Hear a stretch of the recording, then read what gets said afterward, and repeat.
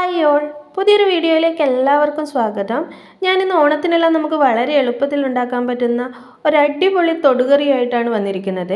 ഞാനിതെങ്ങനെയാണ് ഉണ്ടാക്കിയതെന്നറിയാനൊന്ന് video skip ചെയ്യാതെ കണ്ടു നോക്കണേ. ഞാനിതിൽ വെണ്ടയ്ക്കയാണ് ഉപയോഗിച്ചിട്ടുള്ളത്. നല്ല എളുപ്പത്തിലും വേഗത്തിലും ഉണ്ടാക്കാൻ പറ്റും. അതിനായിട്ട് ഞാൻ കുറച്ച് പുളിയാണ് ആദ്യം തന്നെ എടുത്തിരിക്കുന്നത്. അതൊന്ന് ഒരു പാത്രത്തിലേക്ക് ഇട്ടിട്ട് ഒരു കപ്പോളം വെള്ളം ഒഴിച്ചു കൊടുക്കുന്നുണ്ട്. നമുക്കതൊന്ന് പുളിവെള്ളം ആക്കിയെടുക്കാൻ വേണ്ടിയിട്ടാണ്. വെണ്ടയ്ക്ക കൊണ്ടുവന്നതെല്ലാം മോശമാവാൻ തുടങ്ങിയിരുന്നു. അതാണ് ഞാൻ ഇങ്ങനെ കറിയാക്കി വെച്ചാൽ കുറച്ച് ദിവസം ഉപയോഗിക്കാം നമുക്ക്. അങ്ങനെ ഞാൻ വെണ്ടയ്ക്കയെല്ലാം എടുത്ത് വെള്ളത്തിലേക്ക് ഇട്ടിട്ടുണ്ട്. കാണാൻ പുറമേ മോശമുണ്ടെന്നേ ഉള്ളൂ, ഉള്ളിൽ മോശമൊന്നും ആയിട്ടില്ല. നല്ല വെണ്ടയ്ക്ക തന്നെയാണ്. ഞാനതെല്ലാം കഴുകി വൃത്തിയാക്കി മുറിച്ച് കുറച്ച് നീളത്തിൽ തന്നെ അരിഞ്ഞ ഒരു ചട്ടിയിലേക്ക് മുറിച്ചിട്ടിട്ടുണ്ട്. ഇനി ഞാൻ എടുത്തിട്ടുള്ളത് ഒരു സവാളയുടെ ഒരു പകുതി കഷ്ണം കേട്ടോ, അത്ര മതി.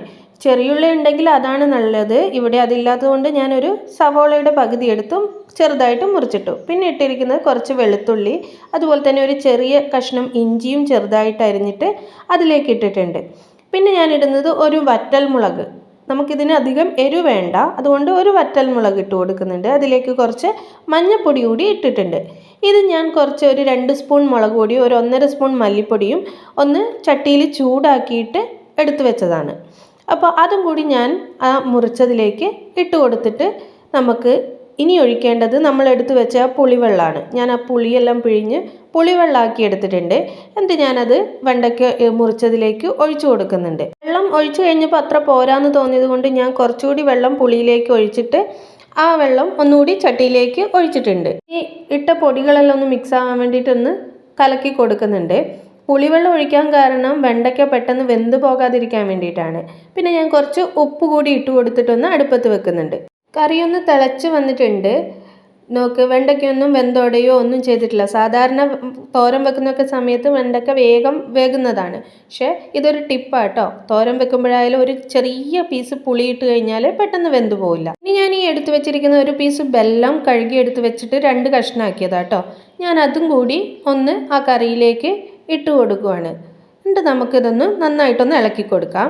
അപ്പോൾ എനിക്ക് ഇട്ട് കഴിഞ്ഞപ്പം കുറച്ച് ഉപ്പ് കുറവുള്ള പോലെ തോന്നി. അതുകൊണ്ട് ഞാൻ കുറച്ചുകൂടി ഉപ്പൊന്ന് ഇട്ട് കൊടുത്തിട്ടുണ്ട്. നമ്മുടെ ഈ കറി ഒരു തൊടുകറിയായിട്ട് കൂട്ടുന്നതാണ്. കഴിച്ചാൽ വീണ്ടും ചോദിച്ച് വാങ്ങി കഴിക്കുന്ന ഒരു തരം കറിയാണിത്. അതിലേക്ക് ഞാൻ കുറച്ച് കറിവേപ്പില കൂടി ഇട്ട് കൊടുക്കുന്നുണ്ട്. ബെല്ലം ഇട്ടത് കൊണ്ടാട്ടോ ഇങ്ങനെ തിളച്ച് പൊന്തുന്നത്. സാധാരണ കറി വെക്കുമ്പോൾ അങ്ങനെ പൊന്തുമ്പോൾ അമ്മ പറയും അത് ഉപ്പ് കുറവുള്ള കൊണ്ടാണ്. പക്ഷേ ഇത് ബെല്ലം ഇട്ടത് കൊണ്ടും കൂടിയാണ് അങ്ങനെ നന്നായിട്ട്. ഞാൻ കുറച്ചും കൂടി ഉപ്പിട്ട് ഇളക്കി കൊടുത്തിട്ടുണ്ട്. എന്ന് വെച്ചാൽ മധുരം ഇട്ടത് കൊണ്ട് കുറച്ച് ഉപ്പിൻ്റെ കുറവുള്ള പോലെ തോന്നി. അതുകൊണ്ട് കുറച്ച് ഉപ്പ് കൂടി ഇട്ടിട്ടുണ്ട്. കണ്ടോ, ഇത്രയും സമയം അടുപ്പത്ത് വെച്ചിട്ടും വെണ്ടയ്ക്ക ഒന്ന് വെന്ത് ഉടയുന്ന പോലെ ഒന്നും ആയിട്ടില്ല. അതാണ് പുളിവെള്ളത്തിൽ വേവിച്ചതിൻ്റെ ഗുണം. കറി നന്നായി തിളച്ച് വറ്റി വന്നപ്പോൾ ഞാനത് മാറ്റി വെച്ചിട്ട് അതിലേക്ക് വറുത്തിടാൻ വേണ്ടിയിട്ട് എണ്ണ ഒഴിച്ച് കടുക് ഇട്ടിട്ടുണ്ട്. ആ കടുക് പൊട്ടി വരുമ്പോൾ ഒരു വറ്റൽമുളകും കുറച്ച് കറിവേപ്പിലയും കൂടി അതിലേക്ക് ഇട്ട് കൊടുത്തിട്ടുണ്ട്. ഇതിലേക്കൊന്ന് വറുത്തിടുകയും കൂടി ചെയ്ത് കഴിഞ്ഞാൽ നമ്മുടെ അടിപൊളി തൊടുകറിയായ വെണ്ടയ്ക്കാപ്പുളി റെഡി ആയിട്ടുണ്ട്. ഞങ്ങളിവിടെ ഇതിനെ വെണ്ടയ്ക്കാപ്പുളി എന്നാണ് പറയുക. നിങ്ങളുടെ നാട്ടിൽ ഇങ്ങനെ ആക്കുന്നുണ്ടെങ്കിൽ ഇതിനെന്താ പേര് പറയാന്നുള്ളതൊന്ന് കമൻറ്റ് ചെയ്യണേ. അതുപോലെ തന്നെ എങ്ങനെയാണ് നിങ്ങളുടെ നാട്ടിൽ ഉണ്ടാക്കുക എന്നുള്ളതും ഒന്ന് കമൻറ്റ് ചെയ്യണേ. വെണ്ടയ്ക്ക ഉടഞ്ഞു പോകാൻ പാടില്ല, അതാണ് ഈ കറിയുടെ പ്രത്യേകത.